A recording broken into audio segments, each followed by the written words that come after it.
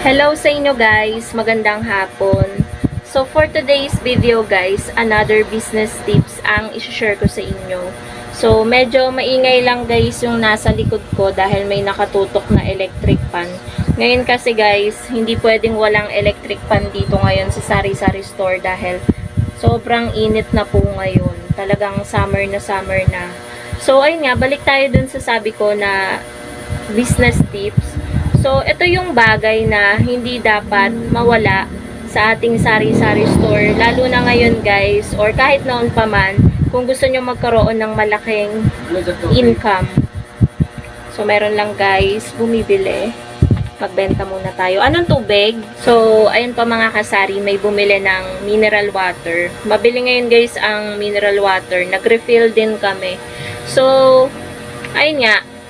Gaya ng guys, bagay na pag Gcash sa sari-sari store. Kasi bago ako mag-start mag-vlog, merong nagpa-cash out ng 6K.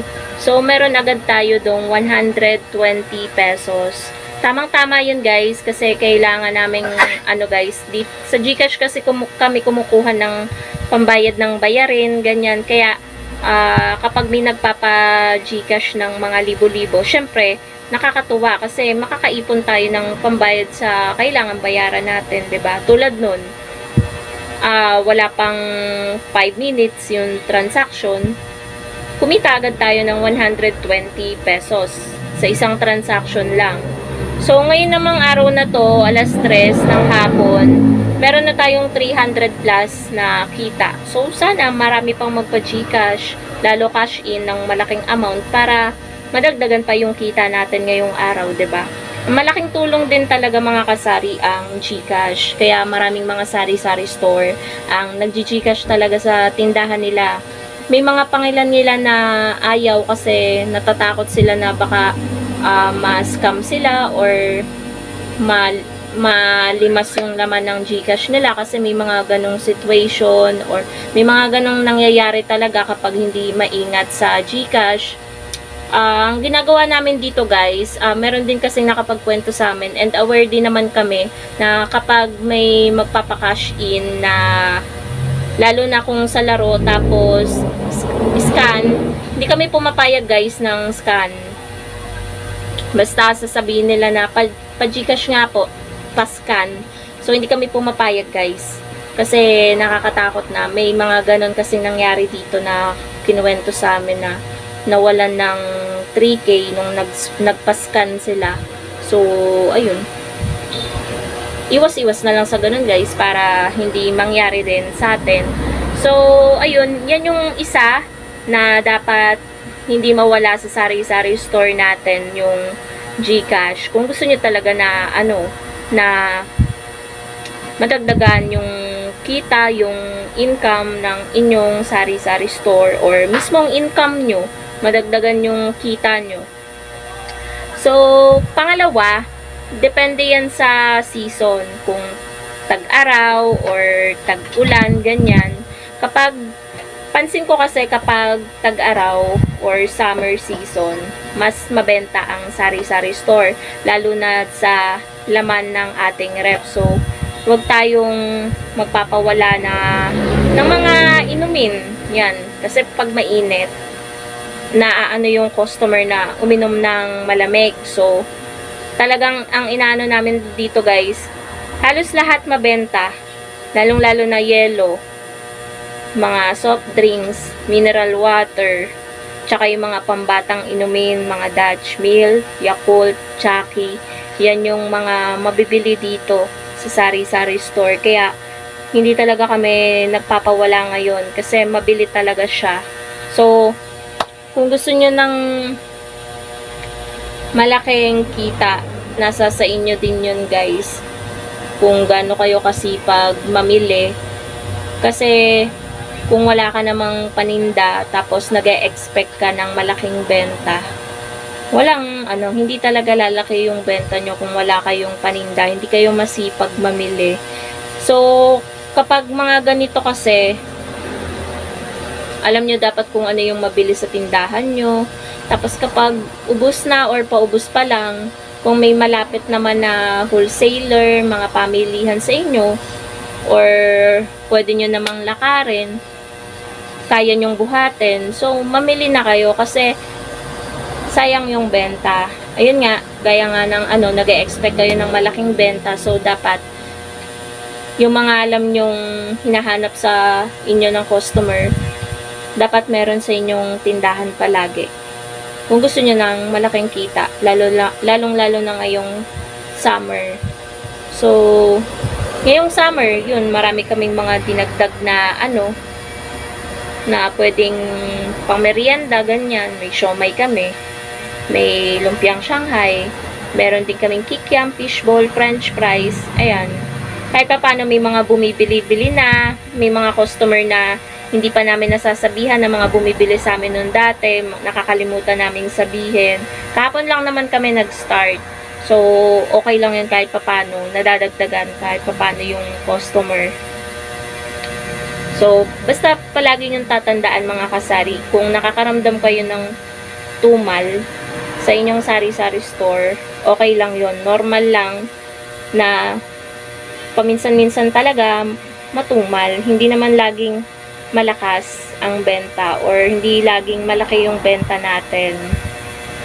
So, ang mahalaga, lagi kang open, lagi kang may stocks, lagi kang may paninda kasi kung mawalan man sa ibang tindahan, panigurado sa inyo tatakbo yung mga customer na naghahanap ng mga hinahanap nila tas hindi nila mabili sa iba, sa iyo ang takbo. So, ayun. Yan yung mga hindi dapat mawala sa isang sari-sari store. Pinaka numero 1 talaga ang GCash. Kasi sa GCash guys, mabilis ang kitaan. Basta meron kang pondo, meron kang cash on hand, may laman yung GCash mo palagi. Kikita ka talaga. Kasi dito guys, sa lugar namin, wala masyadong nag-GCash. So, katulad ng dito, kami yung nag-GCash. Kapag close na kami, malayo pa yung pupuntahan nila na next na tindahan na may nag-GCash din. Pangalawa pala na hindi pwedeng mawala sa sari-sari store ay ang kung ano yung mabenta sa inyo. Dito guys, ang mabenta ay ang alak at sigarilyo. So, lalong-lalo na sa alak guys, kahit minsan sarado na yung sari-sari store, kapag nakita nila kami or ako na nasa labas tapos bibili sila, tatawagin pa rin nila kami kahit na nakikita nila na sarado na yung tindahan kasi malayo yung susunod na tindahan kung saan sila makakabili ng alak. Malayo guys, dun sa malayo-layo pa yung lalakarin nila. Kaya yan yung mga bagay, paninda na dapat hindi mawala sa sari-sari store mo. So, ayun. GCash, alak, sigarilyo, yan talaga yung gumagalaw talaga dito sa sari-sari store. Pero pinaka number 1 talaga guys, dito sa tindahan na hindi namin pwedeng mapabayaan. Kung nababawasan man namin yung puhunan sa GCash, inaano namin yung sarili namin na mag-limit sa gastos. Yung puhunan sa GCash, kailangan kung ano yung kinikita doon, marolling namin, madagdag sa puhunan ng GCash. So, ayun guys, yun lang naman ang ating vlog for today. Bigla ko lang naisip ulit na i-share yung about sa GCash. Kasi nga kahit papano guys, ngayong simula nung pumasok na medyo mainit-init na ang panahon, medyo umu-okay-okay na ulit yung natin, kita sa GCash. Hindi katulad ng mga nakaraan na nakaranas kami na below 100 pesos maghapon, tapos sa maghapon 100 plus, hanggang gabi na yon yung kita. Pero ngayon mga kasari, kahit papano, pinakamababa na yung 300 plus sa isang araw. Tapos pinakamalaki ngayon sa isang araw is 800 plus, ganon. Pero dati talaga, last year, nung meron pang mga construction worker, minsan umaabot pa ng kulang-kulang 2,000 ang kita namin sa isang araw. Kaya ang bilis namin nun napalaki yung GCash. Kaya ano talaga guys talagang doon tayo mag-focus kung saan mas malaki yung kita natin guys.